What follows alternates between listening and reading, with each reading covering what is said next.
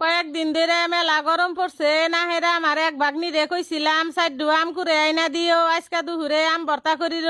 দুহুর বেলায় ও সাইডু আম কুরে নিয়ে হেরে আমারে ডাকতাছে কইতাছে মামি তুমি বলে আম ভর্তা করবা আম কুরে আনছি আমিও আর দেরি না কইরে আম গোনা ভালো করে ধুয়ে ছিলে নইতাছি ভর্তা করবার নিগে আম গোনা কুইডা হেরে ব্যাগটি আমি ভালো করে ধুয়ে নইছি এখন আম গোনা বুজুরি করে নমু